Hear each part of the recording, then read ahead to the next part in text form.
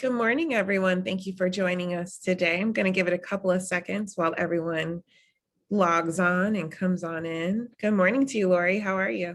Good morning, Lauren. I'm doing great. How are you doing this morning? I'm doing good. Busy week, but it's Wednesday. We're almost to the weekend.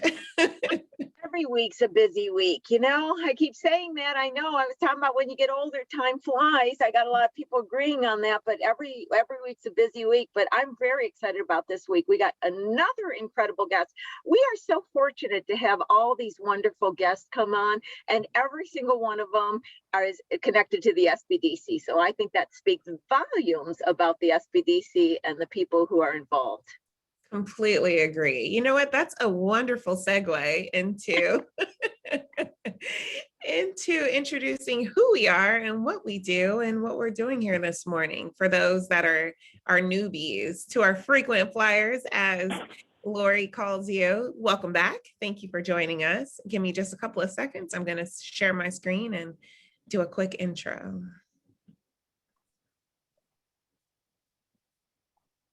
Can you see my screen okay, Lori? Yes, I can. Perfect. So good morning again. My name is Lauren Simpson and I'm with the SBDC, or the Small Business Development Center. We are a national program with over 1,000 locations across the country. So regardless of what state you might be in here in this United States, you are able to get connected with an SBDC office. And you'll want to do so because we offer no cost services to local small businesses. And they're at no cost because they're your tax dollars at work. So your tax dollars have already taken care of our fees. So you might as well partake in our resources. For the Los Angeles region, which is the region that I represent, we have several locations across several different counties: Los Angeles, Santa Barbara, and Ventura counties. And you can see them represented on the map in front of you. And again, you'll want to get connected with one of our offices because we offer no cost business advising. And so you're able to get in contact and work with one of our fantastic business experts, like the fabulous Lori Williams, or any of our other experts in various categories or genres like business planning and marketing, and again, to finance. So regardless of what your business might need, we have advisors that you can sit one-on-one with to receive some advising. And then we also offer virtual trainings, much like the training you have joined today. So again, please be sure to get in contact with us. We're here to help you. For the LA area, you can call 866-588-7232. And then you can also go online, smallbizla.org/client. For those of you who have joined us outside of the LA area, please go to americassbdc.org/find-your-SBDC. And then Lori, really quickly, I want to remind everyone of the California Dream Fund. For those who are new businesses, you qualify, and it's grants up to $10,000. So take a look at that URL, smallbizla.org/dream fund, to find out more information. You'll want to go ahead and jump on registering today. With that, Lori, I'm going to stop my screen share. Quick housekeeping. Any questions, please put those into our Q&A. Again, all questions in the Q&A. We want to be sure that Lori sees your question. And then the chat will be open for the good mornings to Emma as well as Marcia, as well as links that Lori might want to share with you. And with that, I'm going to hand it over to you, Lori. Good morning again. Excellent. Good morning. So I just have a few quick things, and this is a slide that just is a placeholder for me to remember to tell people. Most people may be aware of this already. The EIDL program is different. Now, what you want to do is you want to download any data like your original loan docs that you may have from the website. I do not recall the exact date, but it's coming up soon. They are actually going to take the portal down. I want to clear up some confusion to people. I know, and it's a very challenging thing if you've been working on a reconsideration and you've not heard back from them, but unfortunately that means that reconsideration application is also discontinued. The funds for the EIDL program were through congressional approval. So the minute that the funds are no longer available, any applications in process will not go through. So the only funds that would be released is those people who already had a signed loan increase document, so those funds were allocated. So anybody that was in the process, there's nothing that can be done, no more reconsiderations, no more communication with the SBA. The entire program is shut down. So I wanted to make sure I explained that thoroughly, as there is a lot of confusion.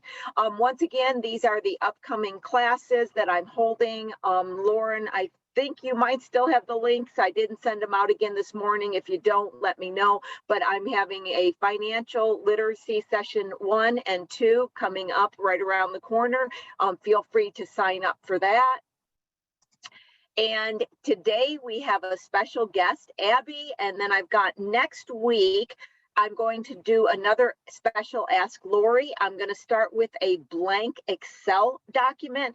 And I think what I'm going to focus on is how to build a cash flow statement that will help you to understand where you're going in the future, what you need to consider. But anyway, that's coming up next week. What I really want to talk about is today. So Abby started Zizia Botanicals is a LA-based herbal company founded by clinical herbalist and artist Abbe Findley. Now, Abby's dream has been to bring her products to the marketplace. I met Abby first, and I can't even remember how long, but I bet you it's been close to 5 years. Abby was one of those young entrepreneurs that thought that just drive and passion was going to help her get where she wanted to go. I'm really excited to have her on today because so many of you are struggling with the issues that Abby's already faced and continue to face. And she's going to be addressing everything from finance, distribution, to wholesale, to retail, to social media, all the experiences she had along the way. So welcome, Abby, to the show. Hello, Lori. Oh my God, there's my Abby. How are you this morning? I'm doing well, and you? I'm doing good. Now, see, I know the whole story, so I got to make sure that I just don't jump ahead and get into the questions because your story's really fascinating. So take us back to the very beginning. What was the company? How did it start? How did you start? Tell us the story.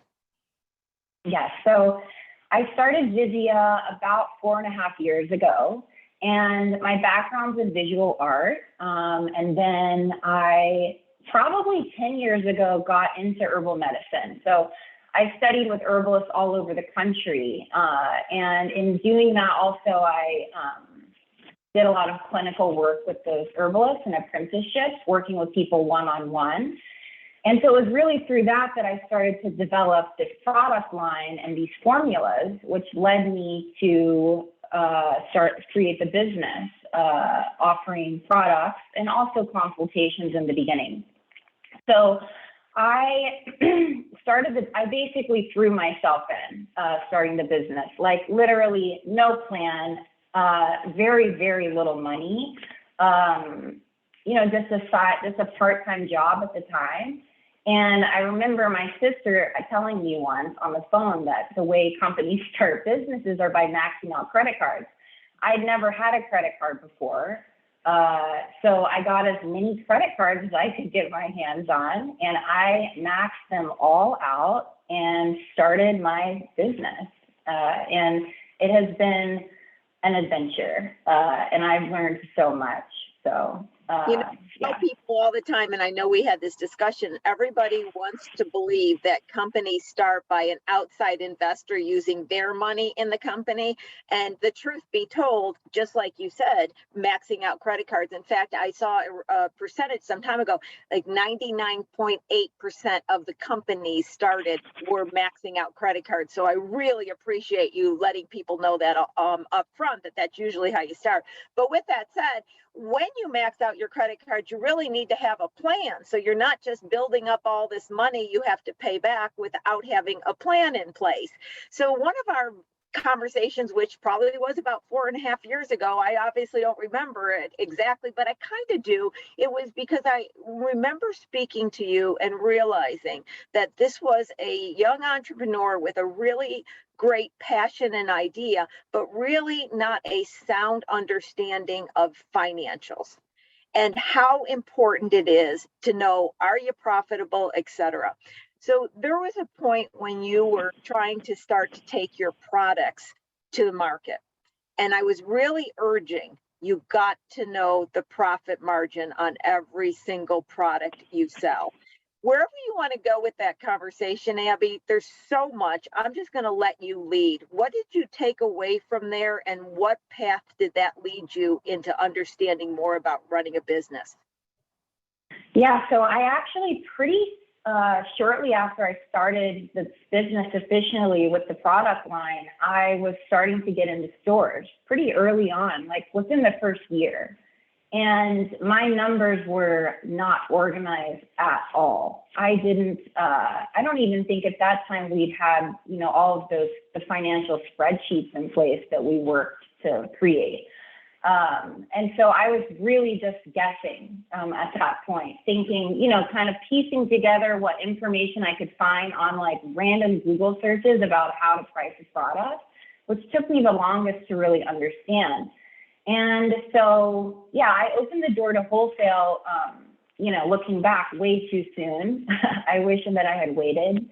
And it's now, it's been 4.5 years, and I feel like I kind of just now am getting a grip on understanding how the wholesale model works and how to really analyze your cost structure within that to make it so that it's successful. Because if you open the door to too many, retailers with wholesale and you don't have the right cost structure in place, which took me a long time to understand, you will be broke and you won't have a business, which is scary when you put so much time and work into it. So everybody that's ever heard me or had a one-on-one know I talk about cost structure all the time. And notice Abbe saying cost structure. It is so important. So Abbe, one of the things I stress to you, and you just mentioned that when you set a price, you don't set it just based on what the competitors are charging. You have to have enough in there. So if you do decide retail, if you do decide wholesale, you had to change your pricing quite a lot from day one, because as you said, you continue to sell it at that amount. You could not have done anything. You would have been out of business in a matter of no time. And so many people make that mistake. So another crucial aspect to bring up. Now, a lot of people want to know, how did you get in stores? That's like the biggest question. And I love that you, first of all, mentioned getting in stores too soon before you have your numbers can hurt you. But everybody wants to know, how does that magical relationship connection come from you getting a product physically in a store? And also, I want to note, and you'll mention this, you don't start out with the biggest store. It's a slow progression. But walk us through how you got into a store and how the relationships and what you learned in that experience. Yeah, so I feel that, Instagram was a big tool for me when I first started the business. It really helped to just get my product out there. It's much different now, Instagram, than it was 4 years ago. It's changed so much with just in terms of how much organic reach you have to find new customers. And so it kind of happened organically, really, getting into stores. Some people had reached out to me directly they'd seen my products online and they had heard about my herbal work and they liked all of that. They liked the product. And so they were interested in carrying it in their store. And the types of stores initially were, mostly like small boutiques around the country, which there are a lot of. And so I also, made an effort too to reach out to stores that I was interested in carrying my products. And the way that I found those stores was by I was looking at other companies who sold products like mine, who were kind of in the same space or niche. And I would go to their website and look at all the stores they sold in. And then I would contact all of those stores. So that's a huge help, I think, initially when you're trying to get your products into retail, is to, find other similar products that are being sold there, and really kind of go about it that way. On that, Abby, and I remember, like I said, we've talked so much over the last 4.5 years. I remember that time when you had gone to the website, like you said, you researched and you realized that they were in those stores, which was great. But then you had to call them. And so you basically, and I'd love for you to just kind of express a little bit of an emotion and how much that's necessarily not fun, okay, especially for people who have never been in a cold calling sales, because you literally, and this is the part I don't want the audience to miss, get on the phone, dial somebody. I don't want to go, you keep going on this, but you know what part I'm talking about. Give us the good, bad, and the ugly of what effort you had to do to get into those stores at the beginning. Yeah, so, it was a combination of emailing and calling people. And, I think, though, it seems like these days most people most stores, websites that I go to, they really urge you to contact them through email. So I found that it was really doing a combination of those two, but I love cold calling because it's a great way to get right to it. And the more I keep going, the more, into that I get, because I call a store and I'm like, who's your buyer? Can I get their email? Which works pretty well usually. And I'll express, like, I'm an herbal product company and I make products that I think will be a great fit for your store. Who's the best person to talk to send samples to? And in the effort of doing that, there's tons of rejection, which is just, part of being part of being a business owner. You have to deal with a lot of no's. But there's also yeses in there too, and that makes the work worth it. So that was invaluable, Abby, because guys that are listening, Abby communicates this so eloquently. Who's your buyer? Can I get the email? Where can I send samples? You didn't just start out having that verbiage and that confidence. So it's a great understanding that you just picked up the phone, you did the email, and you kept pushing forward. And now, I hear you speak and it just amazes me after 4 years. I'm like, where was the insecure Abby from 4 years ago?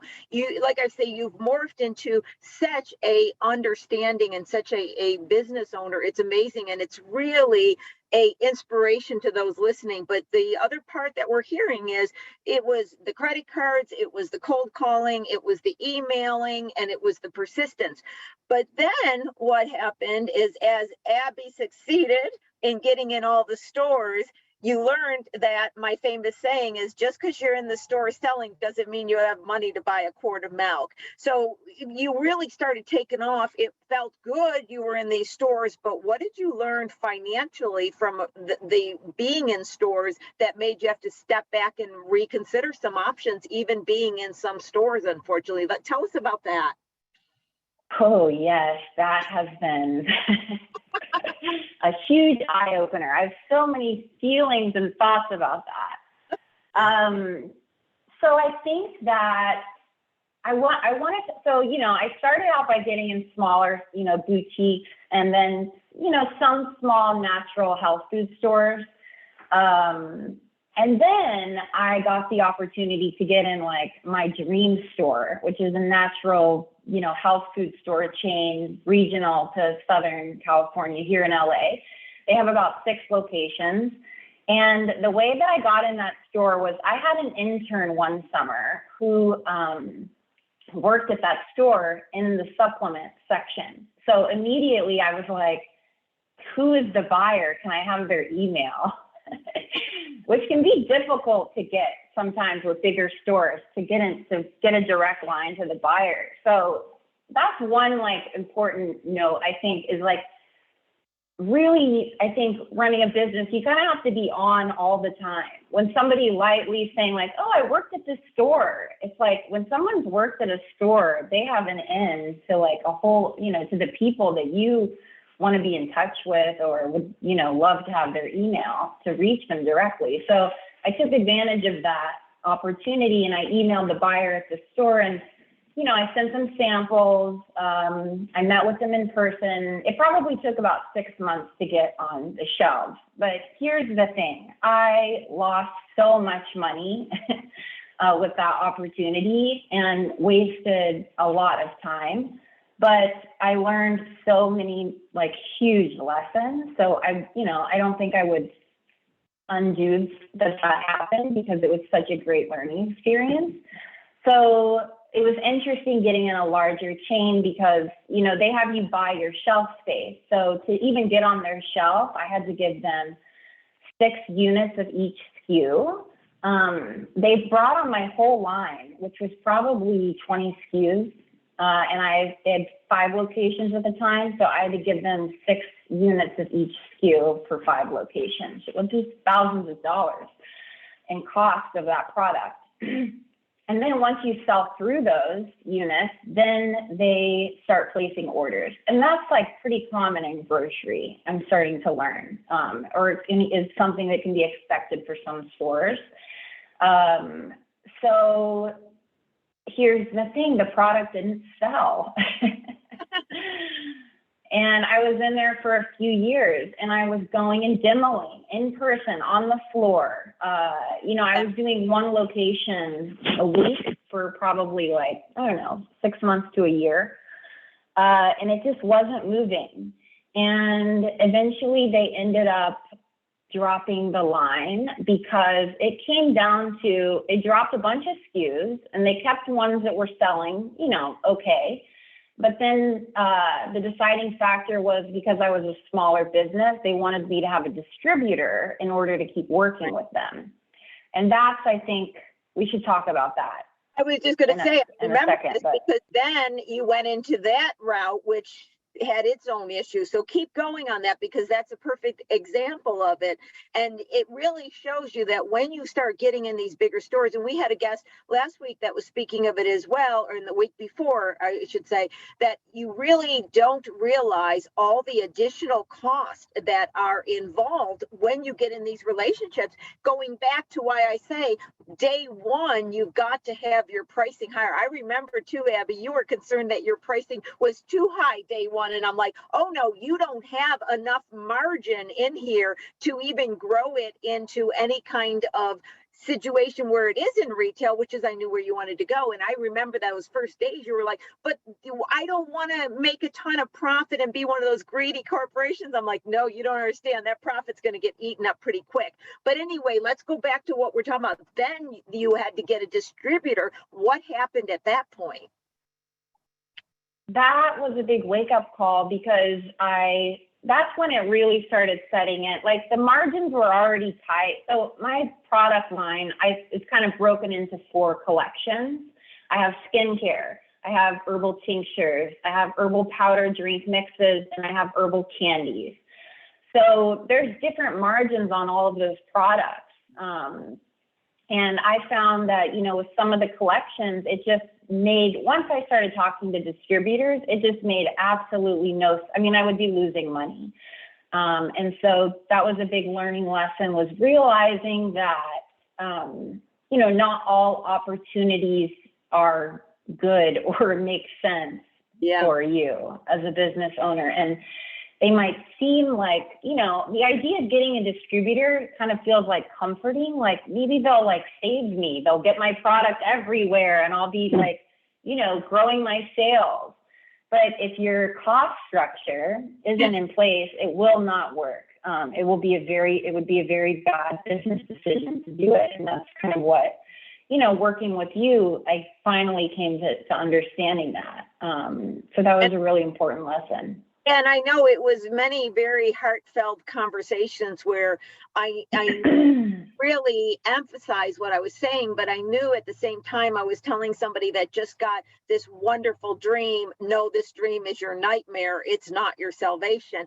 And while we're on the topic, so we're talking about the cost structure and we're talking about the additional cost in the distribution, but at the same time, you're having additional cost in the production because you're having to go to a commercial kitchen. You're having to get more people involved in producing the product. So really, the cost is going up.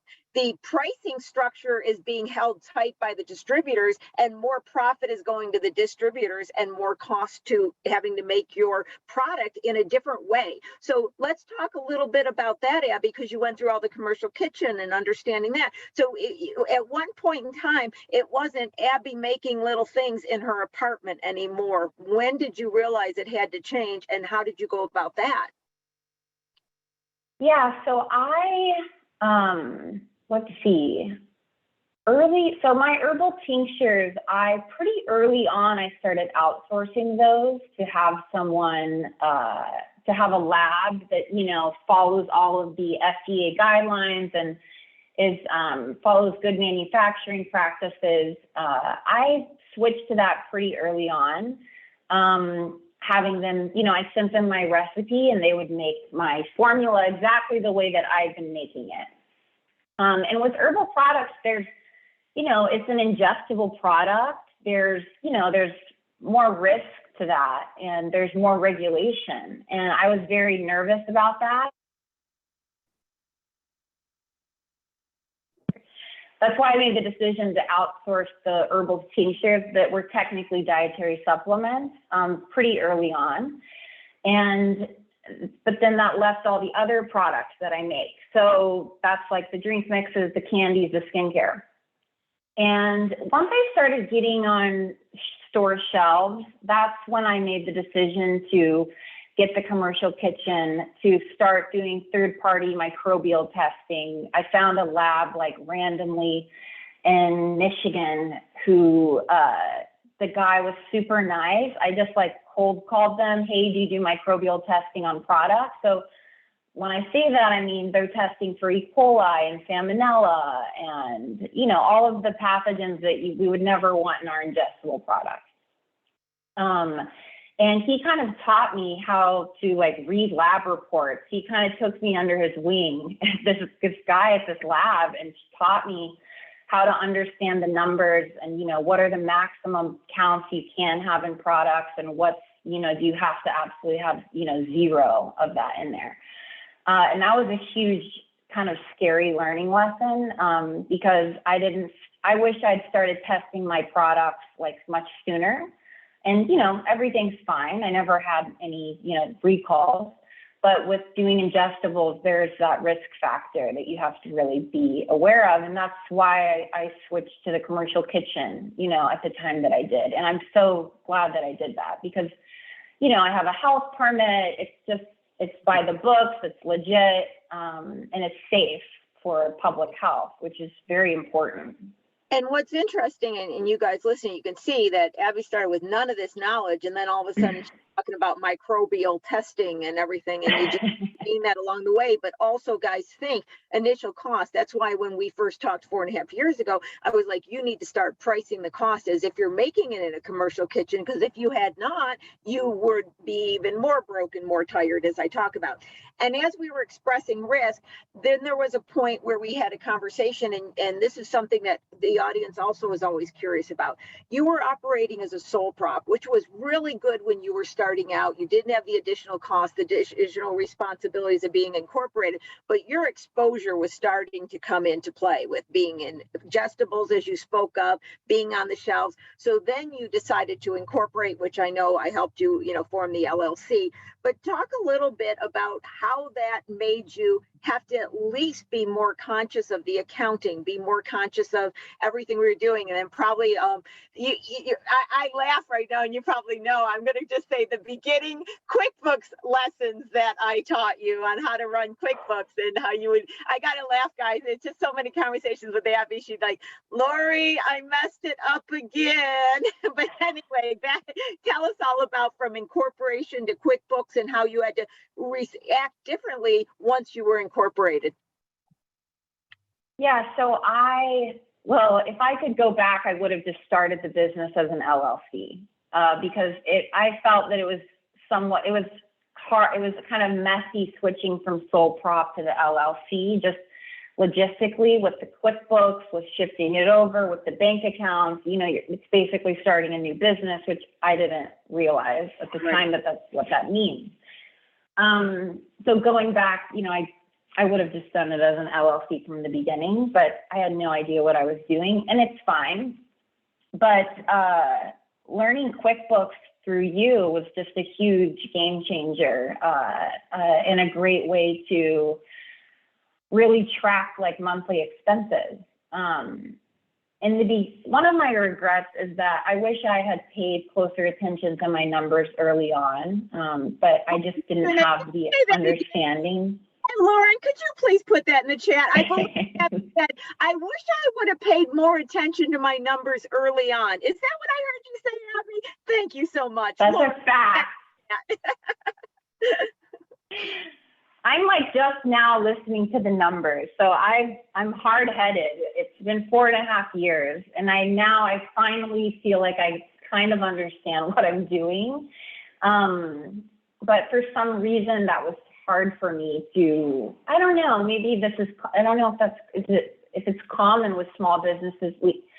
I was attached, kind of emotionally to this idea of like, oh, I love this collection. I want to make, I really want these to be my products in the world, but it really just doesn't make sense with margins to do it. So, something I've just now come to, like in the last few months, is really analyzing, what products I make and what's working, and what will actually work for wider distribution. And another thing, if you could comment on, I try to get this misnomer out of people's mind. I support QuickBooks Desktop, not online. Everybody knows that I'm not a big fan of online. And I also create processes so you're not doing a ton of input. But the point is, Abby, and you've learned this along the way, you still have to dedicate a certain amount of time to doing the financial entry into your data, into the QuickBooks. And people think, oh, I'm just going to sync QuickBooks online. It's going to happen mysteriously. And I don't even have to pay attention to any of that of my business. And you know how untrue that is. Can you just comment slightly on the importance you learned that you do have to focus time to do data entry and do it correctly? Yeah, so this year, that's been my non-negotiable now, and moving forward is non-negotiable. Every month I sit down and I input, I reconcile all of my credit cards and bank statements, and I also look at my sales reports, and I look at what I sold and what was wholesale and what was online. What collections did well that month on, both channels. And in doing that, it's so helpful to get a clear picture of what's actually working in your business. And if the sooner that you start doing that, the more money you will save, the more money you will make, likely. And that's something, I wish I'd started doing that from the very beginning. I think I'd be in a different place than I am now. But, you can't undo, you don't know what you don't know. So that's so true. It's just, and we also, and I always tell people this, we also have a lot of Excel documents that we've created. So I always say, even in my big CFO roles with larger companies that have elaborate accounting systems, I still have a ton of Excel documents, because the accounting is to know where you are financially for tax purposes and to look at financial statements. But it's the Excel documents that break down the profits and break down everything that really tell you. So you've got, at this point, because we've made quite a lot, you've got an elaborate Excel doc customized to you that you monitor, and tell us a little bit about what you're looking at, what you're learning when you look at those Excel documents. What do you learn from them? So what I learned from those are, I I start to see like what collections and what products are selling well. I also start to see, what the gross margin is for the company overall. Gross margin. Did you hear that? So you're not just going, oh, I made sales. Sales doesn't buy a quart of milk, does it, Abby? You've learned that sales don't buy a quart of milk. Profit margin. Very true. Milk. So it's really monitoring the gross margins. And if the cost goes up, if the selling price is being questioned through a distributor, et cetera, really keeping an eye on that. I think that's the key. I mean, yes, putting in accurate data, you need it, but to be able to, and Abby, we never talked about this. I know for me, I always say that because I looked at these numbers for decades now, I create them. They start to really tell a story. They're not just static numbers on a sheet anymore. They're really dynamic, telling you a story, aren't they? Oh, absolutely. Yeah. I mean, it's amazing. That's where I go back to the know your numbers and let your numbers be your North Star, and also your products that are selling really well. Like what really are your best sellers and your numbers, and together you can I believe you could build a successful business that way, but easier said than done. So back to the Excel spreadsheets, what I love about it too is that, within my 4 collections, I have different margins on my products. One collection might be 66%, one might be 83%. And so what I end up with is this, product mix of margin that averages out to one number. And so what's really important to look at is, if my lower margin product, if I'm selling more and more of that and less of the higher one, then it's going to start to throw the overall, gross margin off. And so it's important to, keep an eye on that. And so what I've come to learn from that is that, wholesaling some of my collections makes no sense and could be very problematic down the road. If I were to distribute those lower margin collections to stores, it could be dangerous financially. And so where I'm at now is, I'm keeping some things just direct sale online, and I'm really focusing on products that have a very healthy margin with room in the margin for extra expenses, for room in the margin for potentially wanting to work with the distributor at some point. And that's, moving forward, that's the only way that I want to work with wholesale now, is only if it makes sense. Abby, it just brings tears to my eyes hearing her talk. Profit margins, room in the margins, a complete understanding of all that you did not. And guys, as she was talking about, some products have different margins. You hear me talk about it on the show, and I refer to a blended rate. And you have to look at the blended rate to see where you're at. You have to constantly watch that. Okay, so guys, this is where the story gets interesting. So pandemic hits. Abby is making natural products that help to boost the immune system, right? So I still remember this conversation when we said, without, making any statement that it does anything against COVID, but that it does help a healthy immune, and healthy immune systems are good.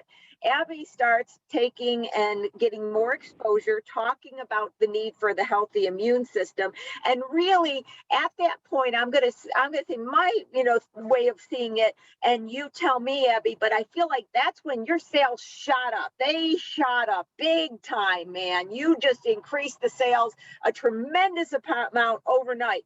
But that was also when the evidence of the issues with the profit margin, some of the business decisions you made, that's when it hit. That's when it really exposed itself. It's like anything. If we got this little tiny issue, if we put it on steroids, we blow it up, it becomes apparent. So when the pandemic hit and your sales increased, it was the best of both worlds and the worst at the same time. But that's how I see all those time periods shoved together with an outcome of the better, more improved Abby near the end.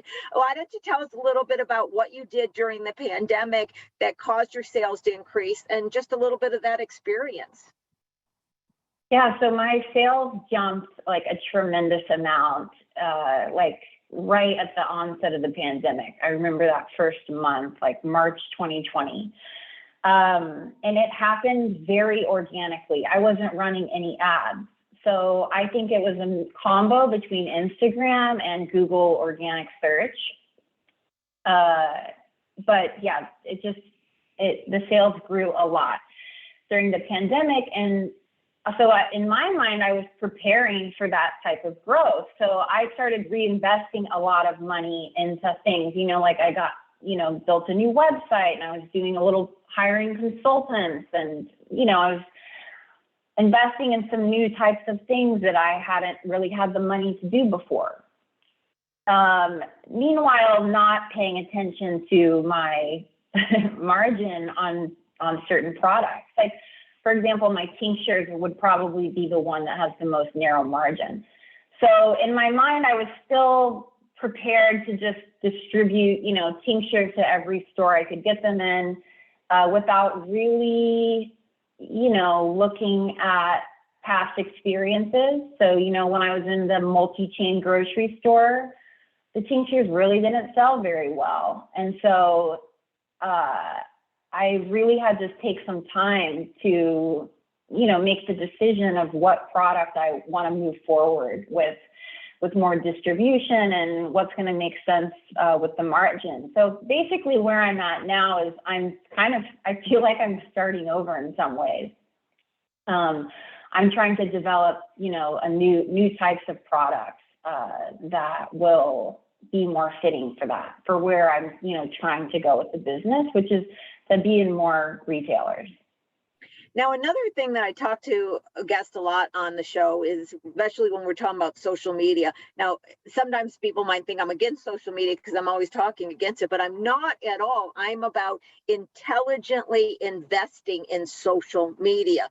And you, like so many, Abby, so many I talked to, got caught up in just throw a bunch of money into social media and the sales will increase and it'll all be fine. And there are even people who partake in that skill that kind of give you the feeling, well, look, you're doing great, but the cost isn't really making sense. So you had a really good bad experience with social media. You learned a lot, and I think so many can find value in what you're about to tell us. So tell us your experience when you put social media on steroids there.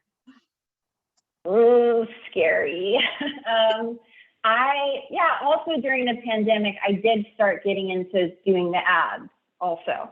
So I wasted a lot of money running Facebook, Instagram ads. And there is this mentality with some people that you just need to keep pouring more and more money into it. It kind of it boggles my mind. So I spent a lot of money on ads, and then my sales did increase. And my sales have dropped quite a lot since the pandemic and since I stopped running the ads in that combo. So, but when I put it all in a spreadsheet and really analyzed the numbers, it just was so obvious that it was not making a dent.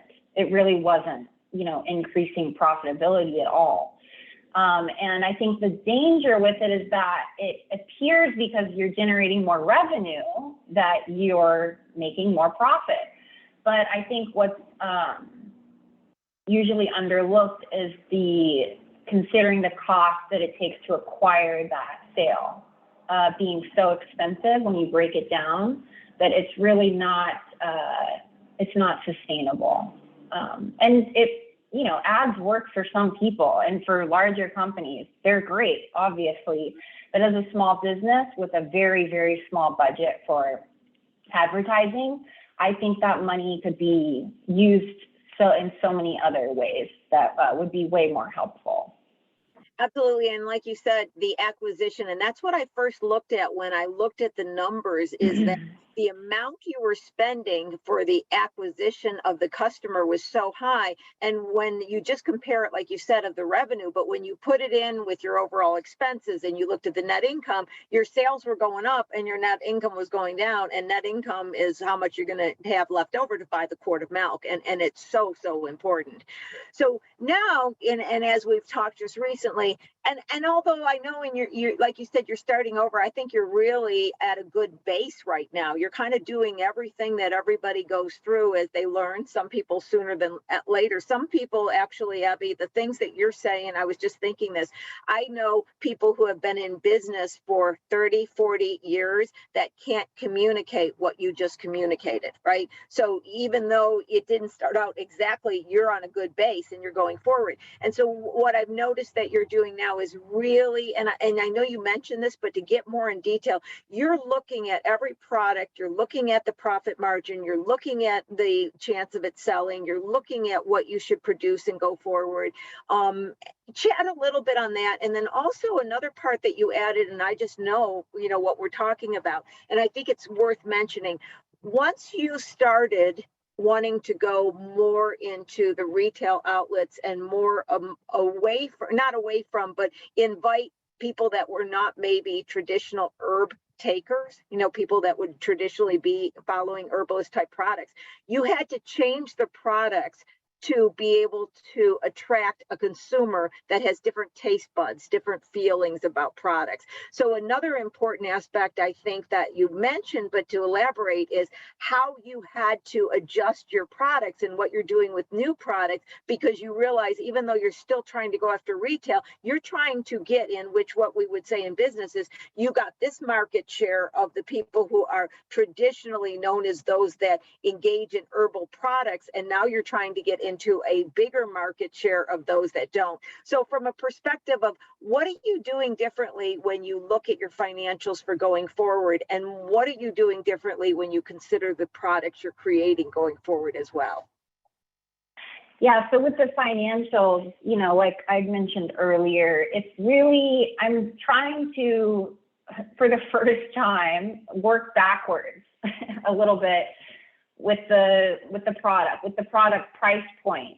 And that's such a great exercise to do, like to think like, okay, what store would I want to sell my product in, and how much might I want to sell that product for? And then working backwards, okay, if it's going to be this price point, how much is it going to cost to produce it? And, what size container can I make to make it fit for that? And how much does it cost for the ingredients? And is this something that I could make, 5,000 units of? Or, depending on where you're going, it's just so good to like backtrack. And it's, when I'm thinking about product development, it goes back to that too. Like, how many units of this could I manufacture sustainably? Would this be something I need to outsource? And what would be the minimums if I was going to outsource? And that's like such a great first place to start, because outsourcing can be such a nightmare because the minimums are so high. I mean, it's just not even an option at like being a smaller business sometimes. And so you have to go back to the drawing board and be like, well, what could I make in-house? And, how many units could I make in a week? So it's just kind of starting to think in that way a little bit. And then with products, yeah, I love herbs, so I don't mind the herby taste of things. And I've definitely, acquired a customer base at this point of people who love herbal medicine and they love herbal products and they don't really mind those flavors as much.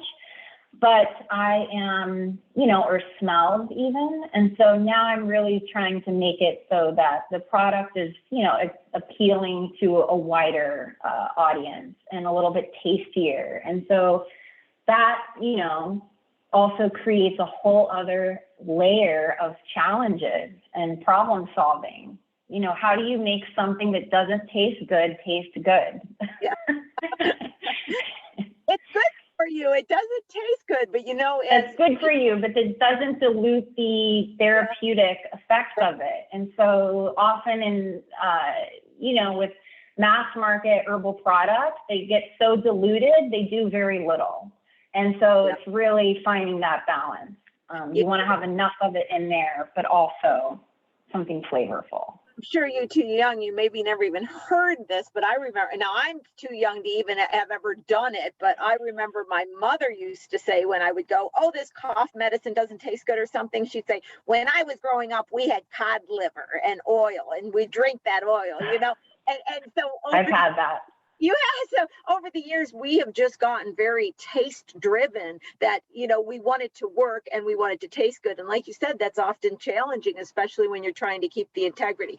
Okay, pick two or three products and tell us about them. Okay, just tell us about one of the products, what it does, what it looks like, what it tastes like, and why I should take it. Pick one of your favorites and talk about it. Really? Okay, wait, let me show you actually. My newest one I'm the most excited about. Let's see these products, Abby. Come show us. Okay, this is my newest. I'm really excited about my. Okay, these are like.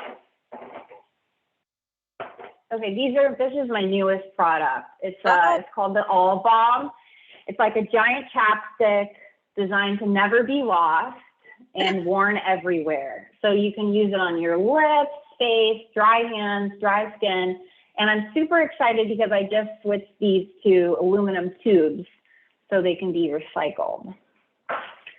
And then I'm coming out to, these aren't finished, but with a pet balm. So something for like for the paws, nose, and coat of dogs. You can also use it on cats. And then Viper Balm's kind of like my first beauty product. It's like a spicy, all natural lip plumper with cayenne and cinnamon. So those are some of the new products. And then I also make herbal candies. And I'm in the process right now of making custom lollipop molds. I make herbal lollipops. So I designed this new shape, and it says Zizia on it. And I'm excited to share those soon. There's going to be, the most popular ones are for anxiety, which everybody has, it seems, these days. Well, and guys, you can see, you know, when Abby talks about her products, and I saw this from day one, her eyes just light up, you know. And so I think what you've learned over the time period is to have those excited moments, you got to go over and get involved in all the things such as the finance, the Excel documents, the QuickBooks, everything we were talking. So that you just experienced, guys, is the really cool outcome when you get everything all together, designing new products, get it in there. And I have to make mention, everybody knows I have a cat, and I learned a long time ago that essential oils cannot be used in the room when you have a cat. It's not a good idea. So I gave Abby the herbs that I found out cats could have, the smells, and she made me a special potpourri that I can put water and I can boil my cat potpourri, specially made by Abby, and that's been inspired by some new pet products that are coming along. And if anybody has any questions, you know, throw them in the Q&A for Abby about any other things that you want to discuss. We still got time left, and I just wanted to do a shout out to that. So Abby, as you go forward, where are you know, what's the big dream? What are you seeing in your mind now that you had a dream and maybe it didn't have the legs to stand on, if we can say that? You're farther along. You've got a company established, you've got disciplines established, you've got understandings, you've got the connections with the kitchens to the distributors to everything. I mean, you really are on such a wonderful platform right now to expand and grow. In fact, we're going to have you come back in another year or two, and I bet you we're going to hear a story that's going to be amazing again as far as the distance you've gone. But where are you going next? What are your hopes and dreams, and what are you pursuing? So my big dream is, this is a very big dream, is to make a product that flies off the shelf, that can be everywhere, and that helps people, that has a benefit. Maybe it's a skincare product, maybe it's the herbal candies. That's really like my big dream, but to get to mass retail is so difficult. It's an entirely different business in a way. So, you know, someday that would be amazing. Maybe that's in like 10 years or 15 years. where I'm at right now, it's really, I want to grow slowly. And so it would be amazing to see what my company could do with a team of 5 people, 10 people, like still like, you know, relatively small. What could happen, you know, at that stage? But right now it's just me. So, you know, it's hard to know what will happen. About all this, you know, people probably think you've got a team to help, you know, you outsource a lot and everything. But what's really fascinating to know is that you have gotten so far with your company, and it's you in your apartment doing it, and have managed to pull it off, which we hear from a lot of people, that it doesn't really take a lot of people to help you. Like, you don't need employees necessarily to create companies. You just need to have knowledge in the right direction many times, but you're handling it all. Yeah. Yeah. And really too, it's kind of, I go back to this all the time, especially like in the last year. Just like, I think that it's not often talked about. Like, I like how earlier you mentioned Hollywood entrepreneurship. Yeah, let's talk about that. Just, you know, there's this idea that it's like you just get a bunch of VC money and you blow it up, the business, you know, and it just like is a hit, and then you sell it for many millions of dollars and go to the beach. Sounds so great, right? But it's like, it just does not happen like that very often. And that's why more and more I'm just like, people don't emphasize this enough, I feel, when you're learning about business or listening to these like business, you know, podcasts, like How I Built This, is that it takes so much time to build a business. And, you know, it takes years. And a lot of the things I'm doing now, I can't really pay someone to do. You really have to put in the time to build it. And it does start to accumulate, which is amazing to see. But yeah, I think it's just about surrendering to the fact that it's a long game. And slow and steady wins the race. That's my mentality. I really wish there wasn't all what I call the Hollywood entrepreneurial hype out that's come in the last 10 years, because I feel like it does so much damage to people with these misconceptions. We got a great question from Robert, Abby. He wants to know, how do you handle returns as a small business owner? I don't do returns. There you go. And I put that on my return policy. And I just, you know, say, you know, due to the nature of my products, I don't accept returns. When you open my product, I can't take it back and repurpose it. You know, like if you return a pair of shoes or a t-shirt, it's very different than an ingestible product. And so I'm just really upfront about that. I've never offered returns. Occasionally, you know, if something breaks in transit or a package gets lost, I always, you know, without a doubt, I replace that immediately. And I want to, you know, always keep my customers happy. They're really the most important person is your customers. And, you know, it's rare that somebody writes me to tell me that they've are deeply upset with a product. But if that happens, then I'll fix it. I'll, you know, give them credit or, you know, give them a refund. But it fortunately doesn't happen very often. So that's my take on returns. Yeah, we even talked about not necessarily about returns, but the need to also create smaller packages with less amount of the product in, so people can feel comfortable buying a smaller version and take a sample before they go for the large version. And we also just recently talked about the great benefit of sending a small sample of a different product in every product that you ship. So people once again gets to have that kind of no cost free, no pressure trial. Yeah, exactly. Yeah, that's something I'm going to start doing now. And that's going to help going forward. Okay, as we finish it up, first of all, before I even ask this, I just want to say thank you, Abbe. You know, guys, I asked Abbe to come on the show for a long time, and she was a little bit uncomfortable coming on and talking in public. Now, I'm sure you can put in the chat or the questions how wonderful she does. It's like she had no reason to be uncomfortable. She articulates, she understands, and I kept saying, Abbe, that you're going to benefit so many people by sharing these experiences, and you have just outdone yourself. Amazing, Abbe. Thank you so much, because I know this was a little bit challenging for you to come on and share all this, but you just have been invaluable to our audience. In fact, I'm hearing love it. Abbe, thank you, Abbe. You're amazing. You're amazing, Abbe. One of the best episodes. I'm just reading some things from the chat. So I told you. Thank you. I know you mentioned everything, but if you were just to, you know, be that person looking down upon people, and not looking down in a negative way, but looking down from your experiences, I'm saying, you know, if I was looking down and speaking to that young Abbe, and I was going to tell her 3 or 4 or 5, whatever, it doesn't matter, just things saying, hey, young little entrepreneur Abbe, I know you have passion and you want to do this, but make sure what would you say? Oh my gosh, know your numbers.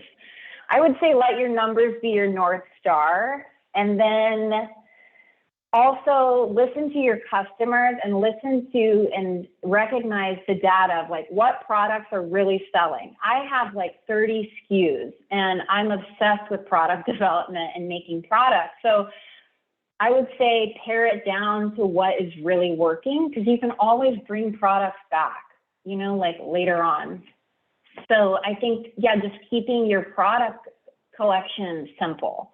I wish that I had done that from the beginning, but no, I still have like 30 SKUs. So yeah, know your numbers, listen to the data, like really pay attention to what your customers like and what your customers return to you for to buy again and again and again. And constantly be open to improving things, improving your packaging, improving your product. Sometimes we don't need to just make a new product. You can improve on an existing one. How can you make it better? And then also not rushing into retail. I wish I'd taken my time to do that a little bit more, but you know, live and learn. Yeah, great info. And Abby, I just have to, like I said, I just see the chat in the side, not as clear as I see the Q&A, but I just have to tell you, we're getting from Robert, you are an amazing example of success, a true inspiration to me starting out. Well, business ethics, great session, good info. Thank you for being eloquent and genuine. So, and Heather, this is helpful to me, so aligned with what I'm trying to do. Greatly appreciate you, Abby. So Abbe, I always say, I know what you want to do is you want to be there to help people. And I just want to tell you that today, you coming on this show, you have helped people. So thank you so much. So with that, Lauren, I'm going to invite you back to take over. Thanks, guys. Thank you, Abbe and Lori. Oh my goodness, today's episode. I keep thinking that the shows can't get any better, and they just consistently do. I don't know if the audience feels the same way, but I'm just always fangirling out in the back, you know, in the background, because the content and the stories and just how genuine and authentic everyone who comes on, you know, they are, is just amazing. So I just have to do a big thank you to everybody that comes on as a guest. And I get what you're saying, Lauren. And on my side, you know, being the producer and getting the people on the show, when I first started the show, it was fun and we had a few successful episodes. And then, not that I'm on Oprah yet, but I got that emotion that I'm sure big people go through, like, oh my God, can I continue to reproduce this? Can I weekly bring something that is going to make people want to continue to watch it? And I've learned, just like Abbe says, focus on the customer. I just focus on the guest. If I get wonderful guests, that's all that matters. And we have a lot of wonderful guests to choose from. And I'm fortunate enough that I been with the SBDC for decades, and I meet with so many clients every week. I have a lot of exposure to wonderful people. And in that, before I sign up for today, if anybody wants to reach out to me, get in touch with Lauren. I think I followed up. I got appointments with everybody that wants to speak to me. Next week, I'm going to do my scary, just start with a blank Excel document and see where we go. But I think we're really going to talk about getting a handle on your cash flow, but I'm going to present it to you, of course, in a different way. It's more of having insight to how long your company can perform and stay in business given your current cash situation, and then overlapping with the forecast. And Lauren, why I really think it's important to bring that in now is that without the idle funds being available and a lot of the other funds being readily available from the pandemic, people are going to have to strengthen where their position is and understand how to ride out the next steps. And so I think we're going to kind of get just a view of how, from a CFO perspective, I look at that. Once again, blank Excel and see where I can go with it. But that's what we're going to do next week. Amazing. Two things before you go. One, Lori, it's truly a testament to the quality of just advising and, just the relationships that you build when you do counsel and work with, entrepreneurs. And so I applaud you. I applaud you. All of your clients love you so much. And I mean, I work with you, so I totally understand why, but just the it's almost like a built-in camaraderie that exudes when we hear you speaking with your clients. And again, I just applaud you. Well, thank you. It's a funny story because, as many that have tuned into this, I did the big turnarounds. I was the big CFO coming in as the CEO. I was working with the bigger companies for a long time. And I started always saying, I'm doing these miraculous things, negotiating bank loans, investments, all this stuff, getting the companies to turn around. But at the end of the day, all I'm really doing is helping them to afford their Maid or their Ferrari or whatever. I mean, that's an exaggeration, but you know what I'm talking about. So for so long, I really wanted to work with the smaller companies from where I started. Like everybody that knows me have heard me say, honestly, I grew up in a little country town, little podunk country town. I'm not a big city girl at all.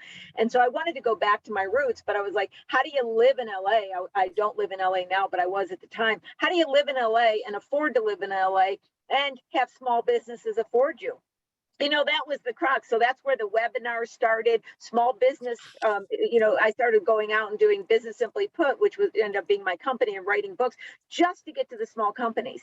And it was the relationship with the SBDC that brought it together. And it was because I was on the board of the SBDC and asked to advise a few people decades ago. But it really is your tax dollars at work, because suddenly I could be paid by the government, right? The small businesses didn't have to pay anything and they could have exposure to me. And so that's where it all came together. But thank you so much for saying that.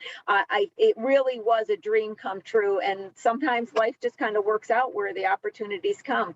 So with that, I want to thank everybody that joined today, our frequent flyers that are there. I've got upcoming shows that I didn't get to announce today because I didn't have my slide prepared, but I want to know Emma, who's our frequent flyer, is coming back on. I have somebody also that I mentioned is going to come on and tell her stories about selling her company after the pandemic and what she went through. And I got a ton of new guests lined up. So if you want to reach out to me, you want to be a guest, somebody that should be a guest, please communicate with us. So happy to have you along.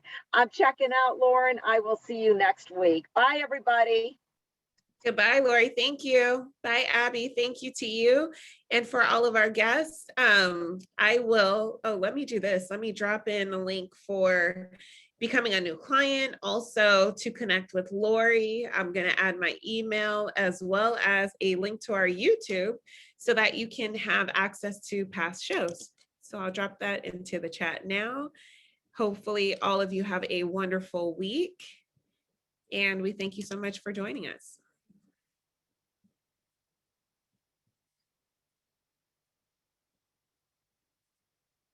All right, thank you. Take care.